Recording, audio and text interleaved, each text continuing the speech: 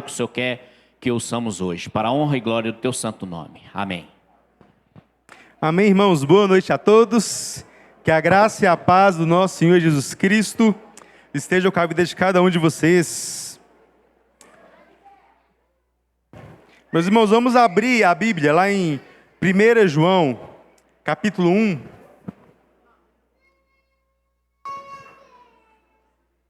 Esse mês de fevereiro estamos introduzindo o tema da igreja, né?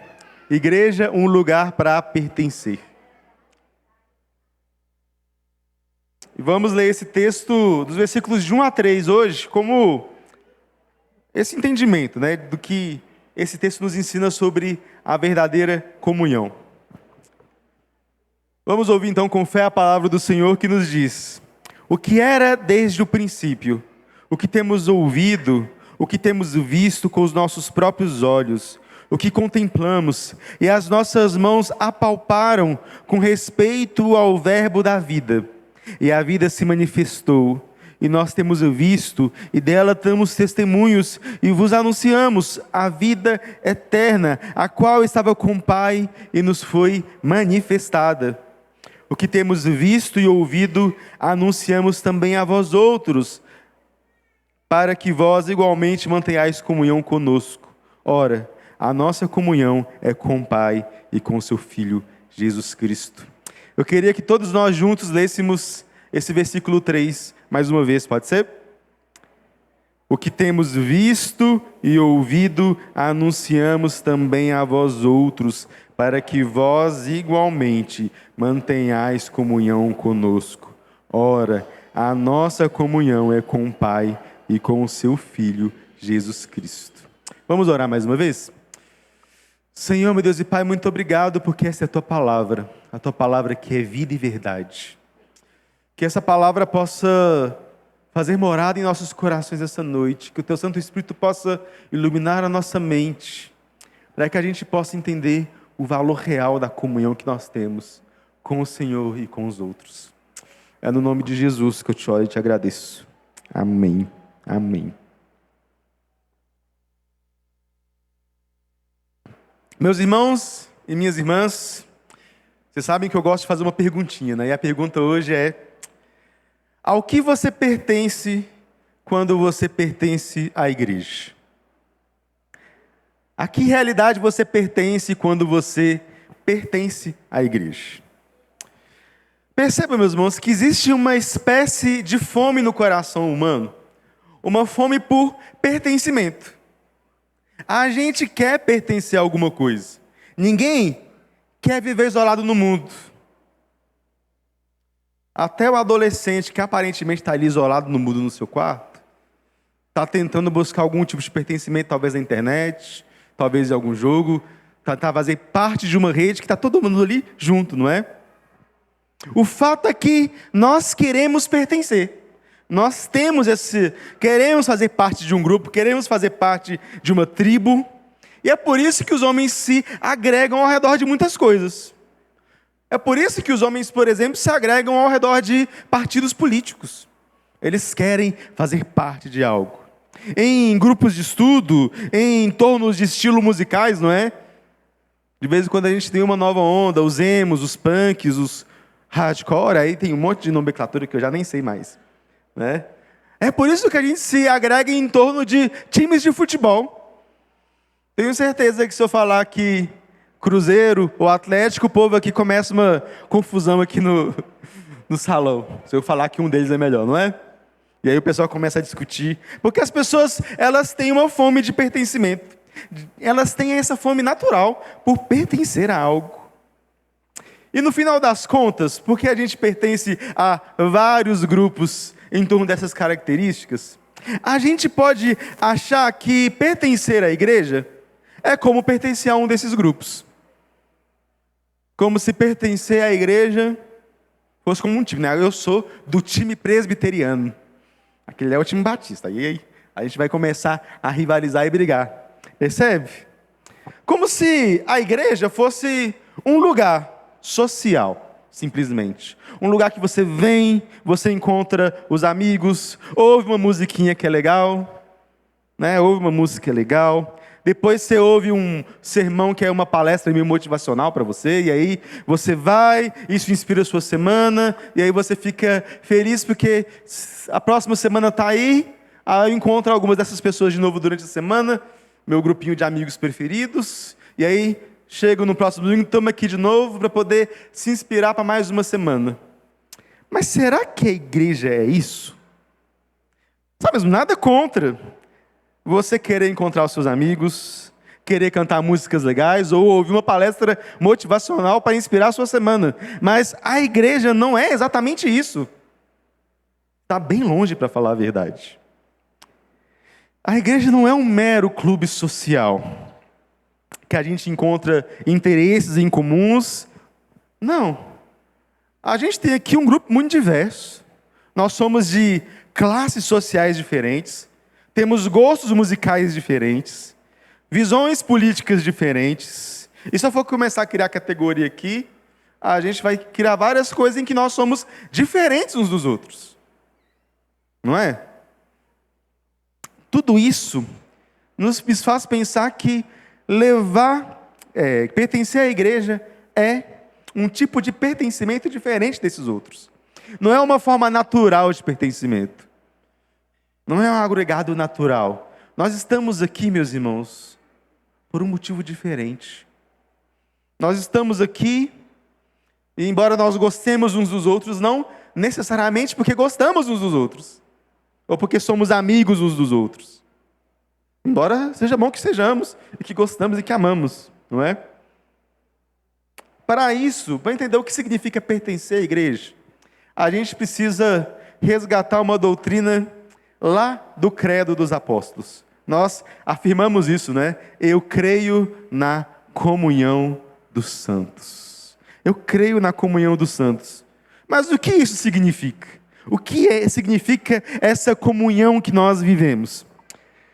Meus irmãos, a realidade de pertencer à igreja é a realidade espiritual de que nós vivemos nessa comunhão, chamada comunhão dos santos. Mas a gente às vezes fala comunhão o tempo todo. Nós temos que ter mais comunhão, nós temos que ter mais comunhão. Mas o que significa ter comunhão? Porque para alguém, tudo que eu disse aqui antes da gente se reunir, comer uma comida depois do culto, ou alguma coisa do tipo, é comunhão.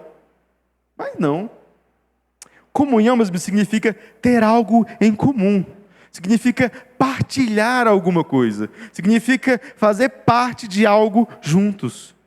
E embora de maneira externa essas coisas aparentam comunhão, a comunhão ela tem um nível profundo que é espiritual. Reparem, meus irmãos, que essa primeira carta de João é uma carta onde o apóstolo João ele está muito preocupado com o tema da comunhão, com o tema do amor. É uma carta em que esse é um tema central, por isso que ele já abre a carta falando disso, falando dessa comunhão. E embora haja muita discussão de quando essa carta foi escrita, é muito provável que ele já fosse o último apóstolo vivo. João está aqui, no final da vida, como o último apóstolo vivo, vendo doutrinas estranhas aparecerem no meio da igreja, gente dividindo a igreja, gente querendo tirar Cristo do centro da igreja, dizendo que Cristo não veio em carne, e várias outras heresias, e causando divisão. De tal maneira que o João está preocupado com essa verdade, está preocupado com essa mensagem do Evangelho. Por isso que ele começa dizendo, olha, eu como testemunho ocular, nós que pregamos, nós que somos os apóstolos que vimos, ouvimos, apalpamos o verbo da vida. É eu que estou falando. A gente precisa resgatar essa mensagem se nós queremos resgatar a comunhão cristã. E aqui ele já diz no início, né? Esse versículo de número 3. O que temos visto e ouvido anunciamos também a vós outros, para que vós igualmente mantenhais comunhão conosco. Ora, a nossa comunhão é com o Pai e com o Filho Jesus Cristo. O que João está querendo nos chamar é isso. A centralidade da vida da igreja é pertencer a um tipo de comunhão. E esse tipo de comunhão, ela tem duas dimensões.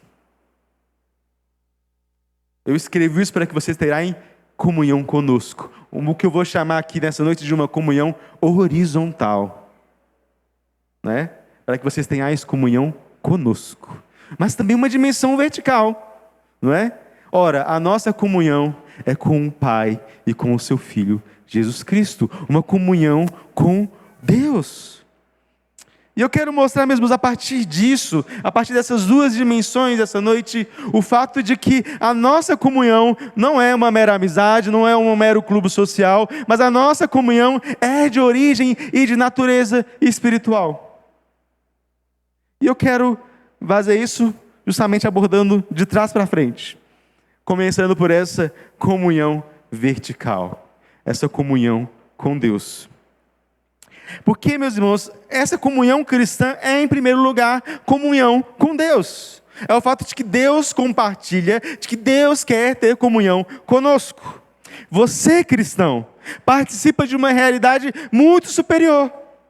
Se você está aqui essa noite, como um crente convertido, batizado no Senhor, você está aqui porque você participa de uma realidade superior, uma realidade profundamente espiritual, que é o fato de que você tem comunhão com Deus.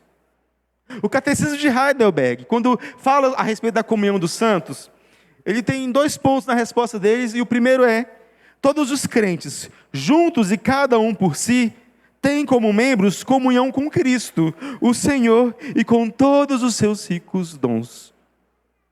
A realidade da comunhão dos santos é essa realidade de que nós pertencemos e temos algo em comum com o próprio Deus, de que nós somos em Cristo. É a nossa união mística com Cristo, o fato de que, de algum modo, pelo Espírito, nós agora fazemos parte de Jesus. Não é só que a gente recebeu algo de Jesus. Não é só que Jesus veio e me deu salvação. Não é só que Jesus vem e me dá dons. Não é só que Jesus vem e me dá várias bênçãos. É que Jesus me dá a graça de pertencer a Ele, de fazer parte desse corpo dEle. Porque antes, meus irmãos, você vivia em uma vida de pecados. Você vivia como órfão no mundo. Você vivia em comunhão não com Deus, mas com as trevas, com o príncipe da potestade do ar que atua nos filhos da desobediência. Essa é a realidade. Mas um dia, se você está aqui essa noite como um cristão, você encontrou Jesus nos evangelhos. Você encontrou Jesus e colocou a sua confiança nele. E por meio do seu batismo, você agora adentrou a uma realidade espiritual, em que você não vive mais só você, mas agora você vive em Cristo. E Cristo habita você por meio do Espírito Santo. E agora a sua vida está intimamente unida à vida de Cristo. Você está unido não somente à vida de Cristo, mas a vida da própria Trindade. Você está unido à vida de Cristo, mas também à vida de toda a Trindade. Porque o Espírito Santo, meus irmãos, passa a habitar em você, não é? O Espírito Santo passa a habitar e envolver com o seu amor, e agora te traz a santidade, te traz uma certeza de quem está em Cristo. Agora você, por meio do Espírito Santo, está unido a Jesus, seu irmão mais velho, o teu intercessor, o teu sacerdote, o teu profeta, o teu rei. E agora você participa dessa comunhão com Jesus, não é? E porque você está em Jesus, você agora também tem um Pai, que é o Pai do nosso Senhor Jesus Cristo. O Pai do nosso Senhor Jesus Cristo, que só tem um filho, um único filho, que é Jesus. Um filho natural, um filho que é dele, não é? Mas agora, porque você está unido a Jesus, você pode chamar o Pai de Jesus de seu Pai, porque Ele agora te adotou como filho, e você tem comunhão com o Pai. Isso é tão profundo, não é, meus irmãos? A verdade que é descortinada diante de nós, de que nós temos comunhão com o Deus triuno. Comunhão com o Pai, com o Filho e com o Espírito Santo, e que pelo Evangelho a gente participa dessas realidades. E nós temos bênçãos maravilhosas por meio disso. João 17, 26, por exemplo, diz o seguinte, Jesus orando, né? Eu lhes fiz conhecer o teu nome, e ainda o farei a conhecer, a fim de que o amor com que me amaste esteja neles, e eu nele esteja. Olha que coisa linda e profunda que Jesus está dizendo, meus irmãos. Jesus está dizendo que o amor com que o Pai tem por nós é o amor que o Pai tem por Jesus. Se você é amado por Deus, você é amado por Deus tão profundamente que o amor que Ele tem por você é o amor que Ele tem pelo seu Filho Jesus. E isso é algo que deveria fazer os nossos corações se aquecerem por essa realidade, que é esse o nível de comunhão que nós temos com Deus. O nível de comunhão em que a própria Trindade Santa tem na eternidade, que Jesus era amado desde antes da fundação do mundo, agora esse amor de Deus é também ofertado, oferecido a nós. É uma realidade espiritual em que Jesus diz: eu sou a videira verdadeira e vocês os ramos. Sem mim nada podeis fazer. Essa é a realidade cristão. É a realidade de que você está enxertado em Cristo. E não tem nada que você faça nessa vida, que você possa fazer nessa vida como crente do Senhor, em que Jesus também não esteja com você, agindo em você. Entende? Essa é a profundidade da comunhão. É algo um tanto quanto visceral. E a sua vida espiritual depende dessa realidade, dessa união com Cristo. Mas perceba aqui um ponto importante. Não é apenas que você individualmente está unido a Cristo. Olha ao seu redor. Olha os irmãos que estão aí. Essa realidade não é realidade privada. É uma realidade comunitária. Não é você, apenas você, sozinho, isolado, que tem essa união mística com Cristo. Você experimenta essa realidade individualmente, mas essa realidade é também corporativa. Perceba, meus irmãos, a gente às vezes fala umas frases sem pensar, não é? Coisas chavões que são repetidas aí. Um deles é: a salvação é individual. Mentira! Jesus salvou um indivíduo só? Não. A salvação é comunitária. A salvação é o povo de Deus. Deus não salvou você. Deus salvou uma igreja. Deus salvou um povo. E a gente, às vezes, vive um cristianismo, às vezes, tão desinstitucionalizado, um cristianismo tão raso, que a gente, às vezes, fala coisas como essa. A salvação individual. Não, meus irmãos, você está aqui, você tem que cuidar da salvação dos seus irmãos também. Vocês estão juntos nessa. Entendeu? Você não vai sozinho para o céu, não. A gente às vezes fala coisas como: a igreja sou eu. Eu sou a igreja. E aí tem um povo desigrejado que usa essa frase aí a rodo, né? A igreja sou eu. Não, você não é a igreja. Você faz parte da igreja. A igreja somos nós. É um povo. Mas então, ao que você pertence quando você pertence à igreja? E a primeira resposta é essa: nós pertencemos a Jesus, pertencemos ao Pai, pertencemos ao Espírito. E a gente precisa entender que essa é um primeiro fator de unidade da igreja, o primeiro fator que faz com que essa comunhão seja diferente, porque quando estamos reunidos aqui, meus irmãos, nós não estamos reunidos apenas em torno de um interesse em comum, como se Jesus fosse um mero interesse, não. Nós estamos reunidos aqui como parte de um corpo maior que tem comunhão com Jesus.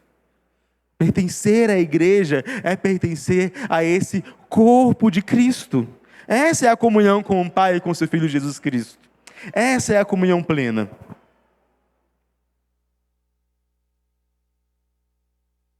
Mas antes de abordar a segunda dimensão, essa dimensão horizontal da comunhão, eu queria mostrar como o que gera essa nossa comunhão com Deus é também a mensagem do Evangelho, que vai gerar tanto a comunhão vertical como a comunhão horizontal. João está aqui preocupado com esse legado do Evangelho. E ele começa esse texto justamente preocupado em falar dessa mensagem do Evangelho. Diante de gente que estava pregando heresias e dividindo a igreja, é como se ele estivesse dizendo: lembre-se desse fato. O que era desde o princípio, o que temos ouvido, o que temos visto com os nossos próprios olhos, o que nós contemplamos, as nossas mãos apalparam com respeito ao verbo da vida, e a vida de Jesus se manifestou, e nós a temos visto, e dela damos testemunhos, e vou anunciamos a vida eterna, a qual estava com o Pai, e nos foi manifestada. O que João está dizendo aqui, meus irmãos, é de que essa comunhão só é possível se nós dermos atenção a essa mensagem do Evangelho que foi pregado pelos apóstolos. Eles não estão falando da cabeça deles, eles estão falando de algo que eles viram, algo que eles ouviram, algo que eles apalparam a respeito de Jesus, que é o Verbo, a palavra encarnada de Deus, o Verbo da vida. E por causa dele nós podemos ter essa vida eterna. O fato de que aquele que é a vida eterna, aquele que estava com o Pai na eternidade, se fez carne e habitou entre nós, viveu em santidade e morreu pelos nossos pecados numa cruz, que ressuscitou ao terceiro dia e subiu aos céus, onde está sentado à direita de Deus Pai, e de onde ele virá julgar os vivos e os mortos. É esse Jesus, é essa mensagem daquilo que Jesus fez por nós, daquilo que Jesus fará por nós no seu retorno, e nos trará para essa nova criação. É essa a mensagem que nos faz ter comunhão com Deus.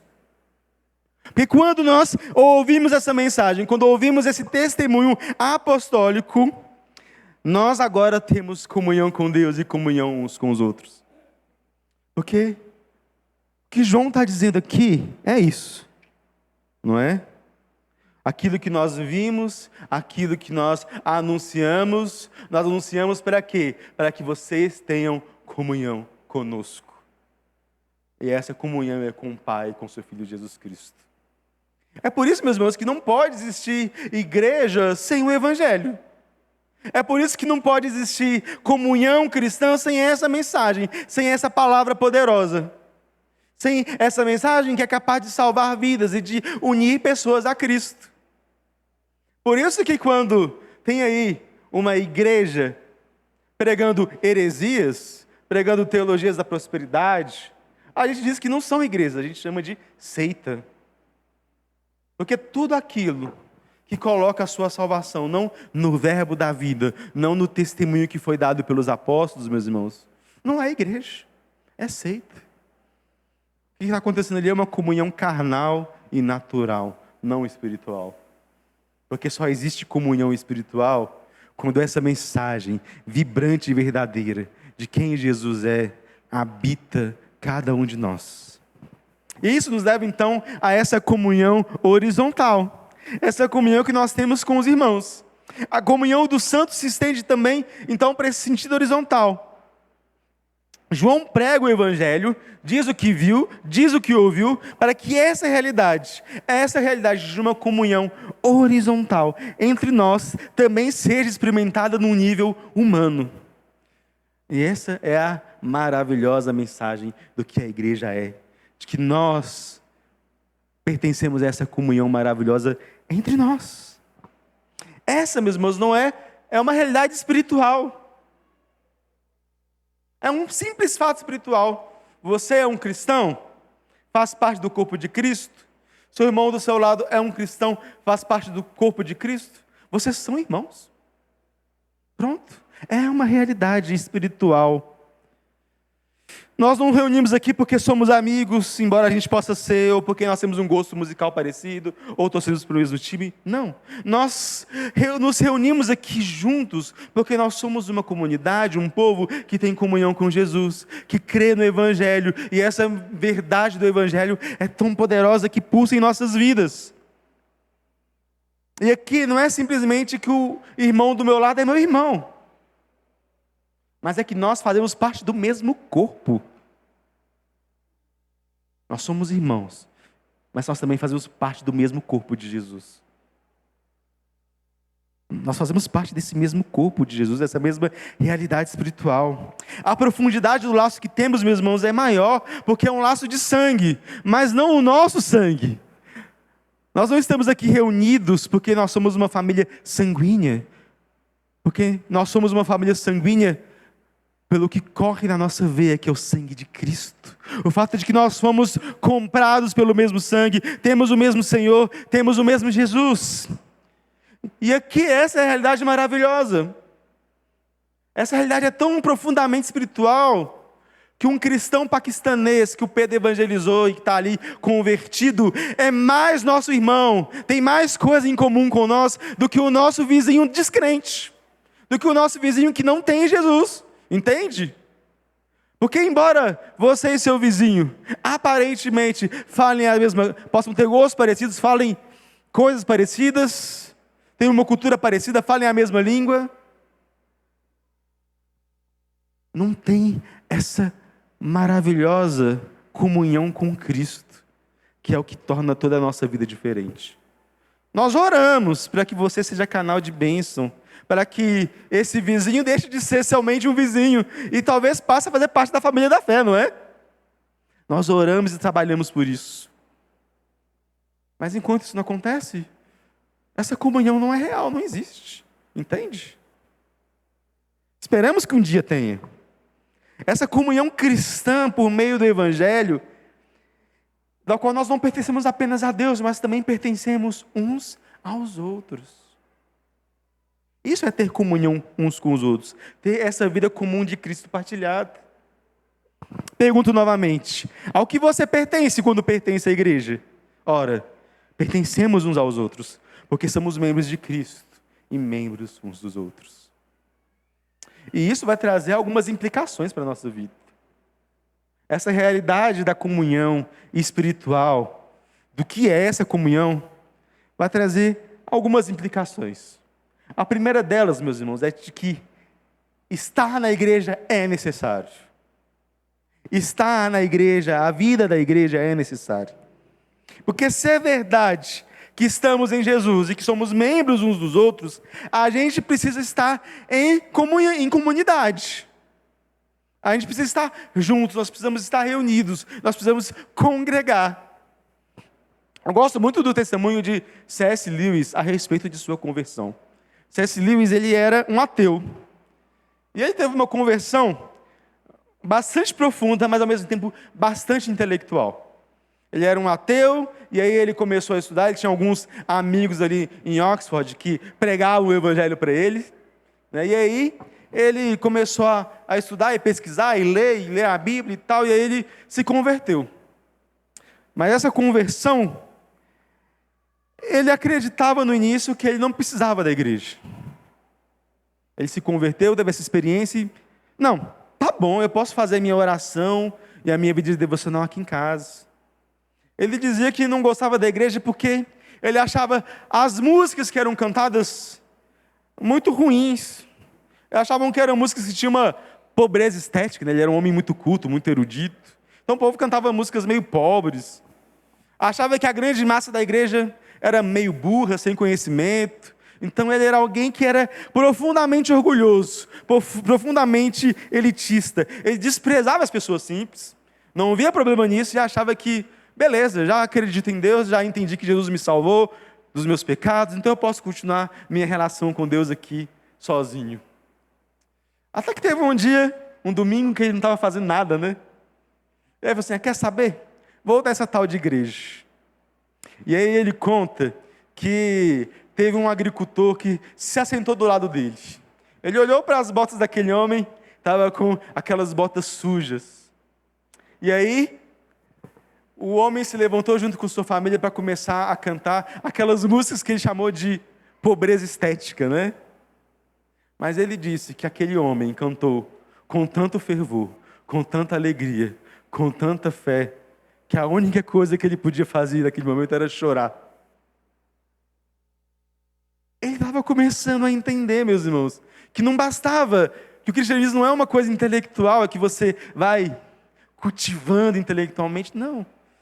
Faz parte dessa vida em comunidade, porque aquele homem, pobre, simples, cantava com alegria, cantava com fé, e ele entendeu que aquele era uma pessoa com uma fé madura, e que ele precisava aprender a ter essa fé com alguém simples, alguém que ele desprezava, entende? E aí a gente tem então, que C.S. Lewis depois desse dia nunca mais faltou a um culto. não é? E se tornou aí também um dos mais célebres escritores cristãos, né? Mas é outra história. Ele aprendeu que precisava andar em comunidade, precisava de exemplos, precisava de discipulado para crescer na sua vida espiritual. Meus irmãos, muito se perde quando se perde a vida na igreja. Muito se perde quando a gente acha que viver em comunhão é desnecessário. Porque talvez esse seja um dos presentes mais preciosos que Deus deu a nós. A comunhão uns com os outros. Esse é um dos maiores presentes que Deus deu para nós. O fato de que não estamos sozinhos, de que temos um povo, de que nós podemos passar pelas dificuldades da vida como cristãos juntos. Às vezes as pessoas inventam tantas desculpas para não vir à igreja, não é? Outra clássica que as pessoas dizem é: eu não preciso da igreja. A igreja é um lugar cheio de hipócritas. Eu digo, seja bem-vindo. Tem espaço para mais um. Porque, meus irmãos, essa realidade é uma realidade de pessoas imperfeitas. Pessoas que sim, encontraram o Evangelho, encontraram o tesouro da fé, e estão em comunhão real, mas também estão se santificando. Pecadores que juntos estão buscando se aperfeiçoar. A gente perde tanto quando a gente não tem comunhão uns com os outros, quando a gente não participa da vida da igreja. Isso tem um segundo ponto, uma segunda implicação importante. O fato de que essa comunhão envolve servir e ser servido. Eu falei que a confissão de fé, o catecismo de Heidelberg, falava duas coisas a respeito da comunhão dos santos, não é?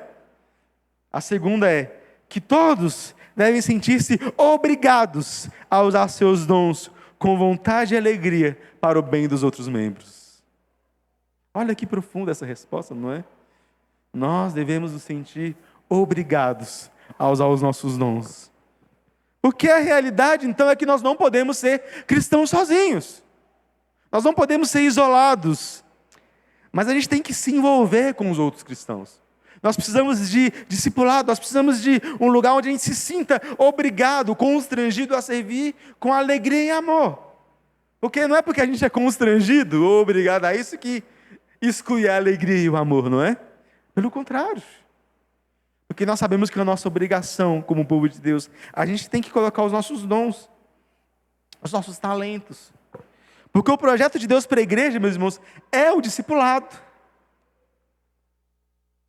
É o projeto em que cristão ajuda outro cristão a se parecer mais com Cristo.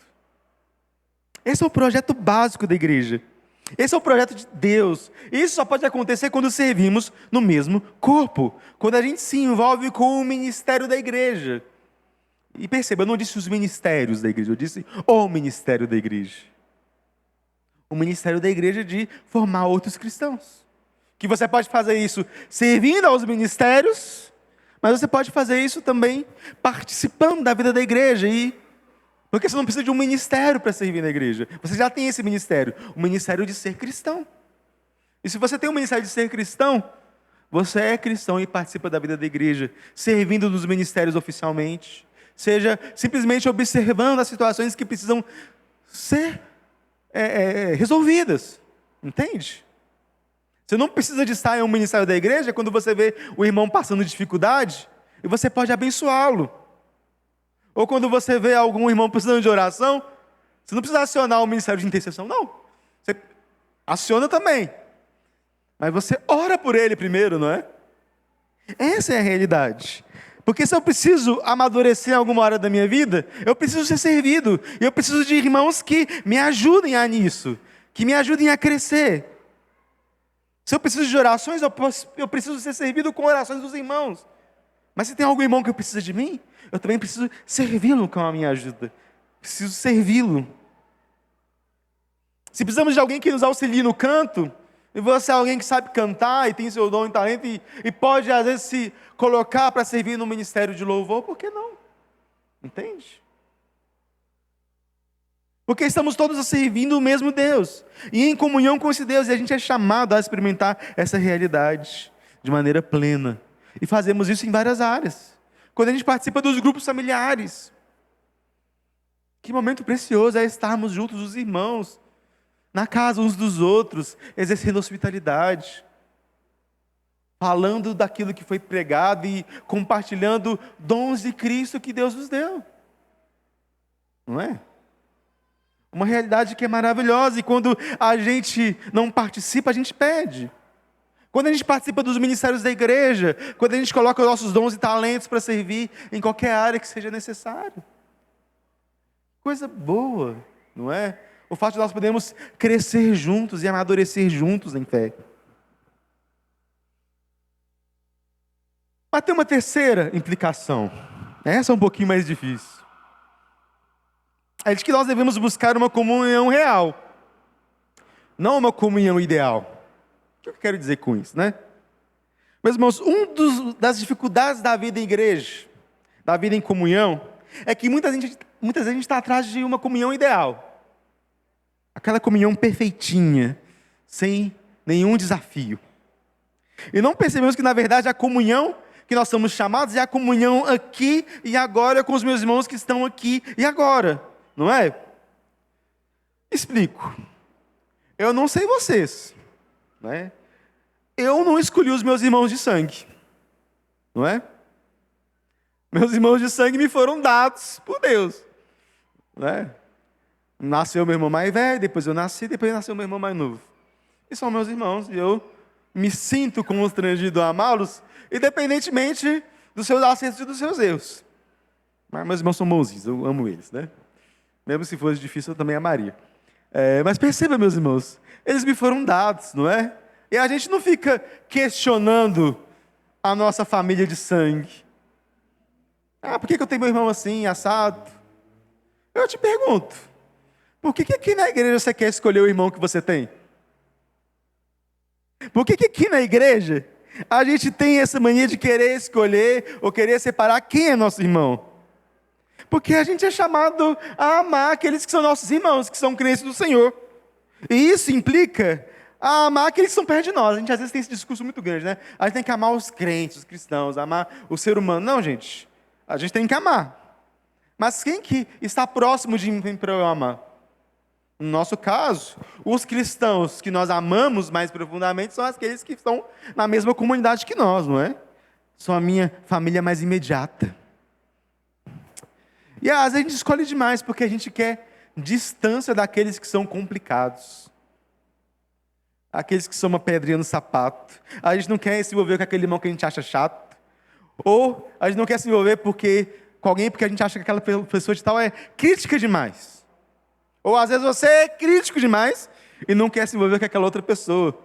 Meus irmãos, imagine só se Jesus não fosse amar os chatos. O que seria de nós? Se Jesus não fosse amar gente complicada, o que seria de mim se Jesus não quisesse comunhão com gente complicada, não é?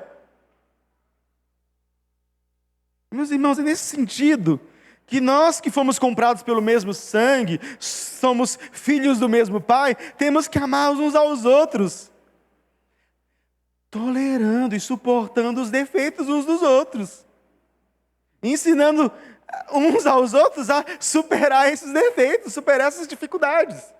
Entende? Não ficar excluindo, não ficar criando panelinhas dentro da igreja.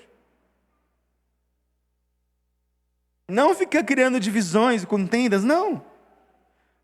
Se é seu irmão em Cristo, tenha comunhão com ela. Às vezes a gente quer na igreja se dividir demais. As faixas etárias, ou gêneros, e faz sentido a gente ter ministérios, não estou criticando a existência deles. Mas a realidade, meus irmãos, é que nós, como igreja, somos um corpo só, temos que voltar a ter essa experiência de termos comunhão intergeracional, não é? Na nossa vida de igreja. Às vezes tem ali um jovem solteiro que precisa de algum apoio. Se é um casal imaduro, convida esse jovenzinho para ir tomar um café na sua casa, não é? Tenha comunhão. Eu falo que eu cresci tanto com pessoas mais velhas, com pessoas mais novas, servindo e sendo servido, também nesse contexto intergeracional. A comunhão, ela é real. A gente às vezes quer uma comunhão ideal. Eu quero ter comunhão com esse, com aquele outro jovem ali, porque eles são legais, eu tenho o mesmo estilo e gosto musical que eu. Não. A comunhão, ela precisa ser com quem está aí. Entende? Porque ser da família da fé é ter comunhão e manter comunhão com pessoas que é diferente da gente. E é para ser diferente mesmo. Entende? Porque eu falo, se a igreja tivesse só Yuri, seria um lugar tão insuportável. Se fosse só Yuri, não é? Ou se fosse só, que graça tem? O legal da igreja é isso. Temos gente diferente, que pensa diferente, tem raciocínios diferentes. Às vezes a gente vai brigar e a gente vai ali dar aquele conflito, mas resolve, porque somos irmãos. Na família também não é assim, nosso irmão é diferente da gente, a gente dá uma brigada e tal, fica sem se falar um dia, no final, fica os dois abraçados até começar a falar, não é que a gente faz? E aí, volta. Acolher o seu irmão naquilo que ele precisa de suporte. É real. Não é o ideal, é o real. Essa é a realidade que está aqui. Mas há uma última implicação aqui que eu queria trazer. De que não há comunhão real sem perdão real. E isso é importante. Eu queria trazer aqui, pular para o versículo 7. Olha o que João diz. Se, porém, andamos na luz como Ele está na luz, mantemos comunhão uns com os outros, e o sangue de Jesus, seu Filho, nos purifica de todo pecado. Se você lê o texto todo, é um versículo que parece meio estranho. Porque está falando da comunhão com Deus, comunhão com Deus, comunhão com Deus, nós temos que andar na luz.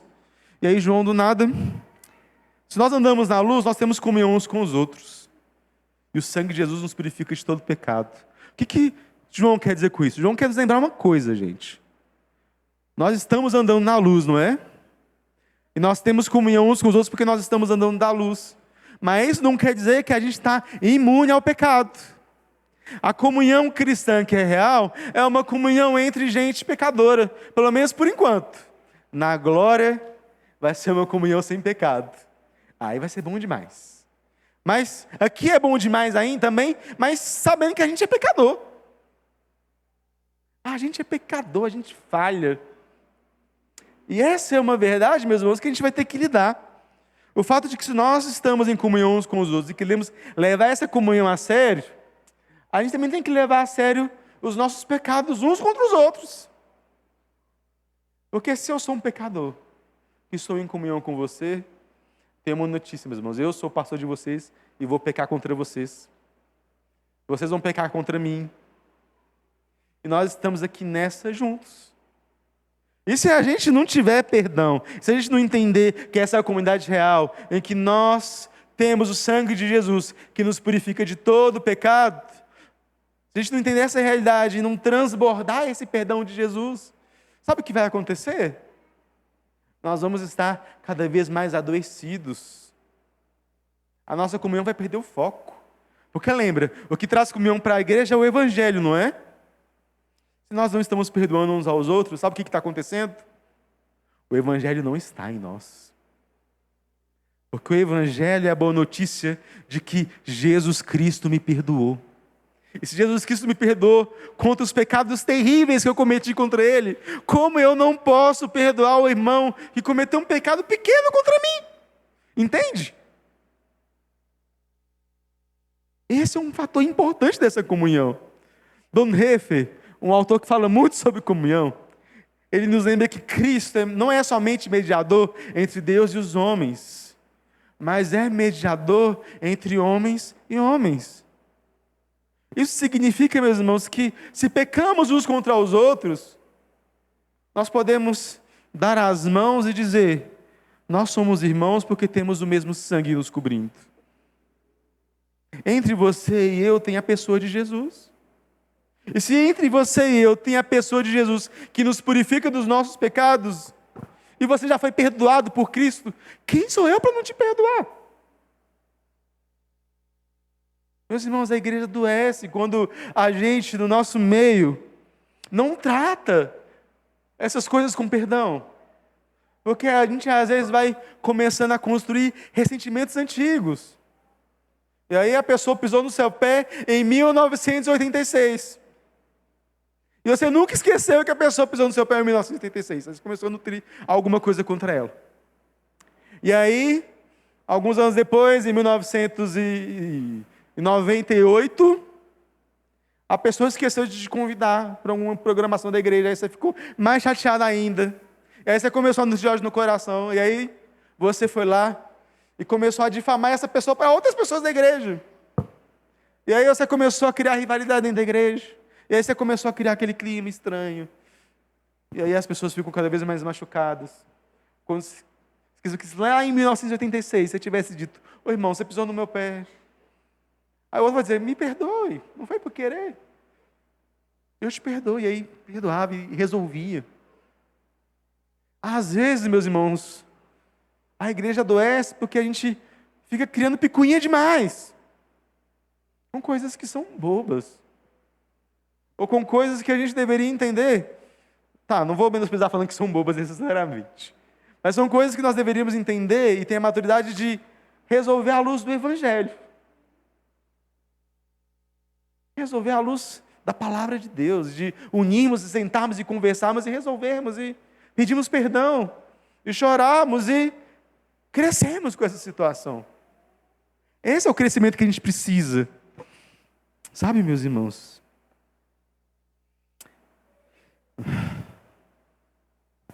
Se a gente não fazer isso, talvez a gente não esteja andando na luz. E isso talvez seja complicado, não é? Meus irmãos, o que eu tentei fazer aqui hoje é um pequeno esboço dessa doutrina tão fundamental que é a comunhão dos santos, que é de natureza espiritual, essa natureza espiritual e real da comunhão. E a gente precisa entender que pertencer à igreja é isso, é pertencer a essa realidade espiritual, fundamentada na nossa união com Cristo. E sermos membros uns dos outros e participarmos dessa realidade. Não é fácil, é desafiador, mas não tem outro modo de viver. Não tem outro modo de viver que não seja em igreja, que seja juntos, crescendo em amor. E glória a Deus por isso, nós temos uma igreja para andarmos juntos e crescermos juntos na fé e temos uns aos outros para nos guiar nisso. É por isso que eu queria que a gente terminasse orando de um jeito diferente. Diferente não, né? A gente faz isso de vez em quando, mas vamos ficar de pé. E eu quero que você saia do seu lugar e encontre um irmão que você nunca orou junto com ele. Encontre um irmão que você não costuma ter essa comunhão real e diária e ore junto com essa pessoa. Vamos fazer a prática aqui mesmo. Ore com alguém, abençoe alguém que você não tem esse costume. O mensagem de louvor pode subir aqui também acima, né? Vamos juntar.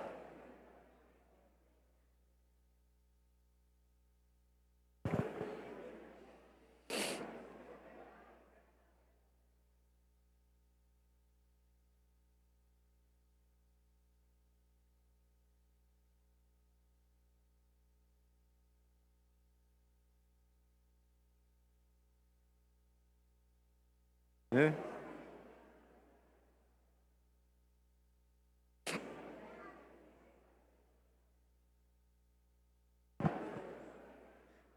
Achou o seu parceiro de oração aí?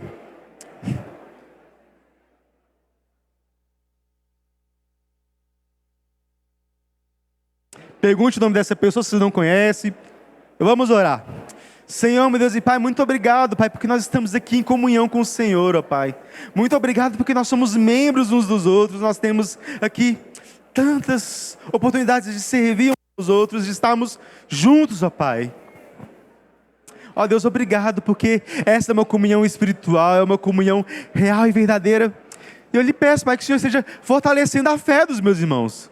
Esteja fortalecendo a fé de cada um aqui, Pai. Esteja derramando as suas graças. Esteja derramando essa convicção, dessa realidade profundamente espiritual. Que possamos crescer nessa comunhão, crescer nesse entendimento, crescer, ó Pai, nessa graça que é estarmos juntos. Ó Deus, derrama graça sobre nós, derrama graça sobre essa igreja, ó Pai. Nos livra dessas picuinhas, dessas brigas, dessas contendas. Mas que a gente possa viver em paz, em harmonia. Que quando pecarmos uns com os outros, a gente possa oferecer perdão real e verdadeiro, ó Pai. Que nós possamos ter a graça de estarmos juntos e unidos cada dia da nossa vida. É no nome de Jesus. Aquele com quem nós temos comunhão, que nós choramos e agradecemos. Amém. Amém. Amém.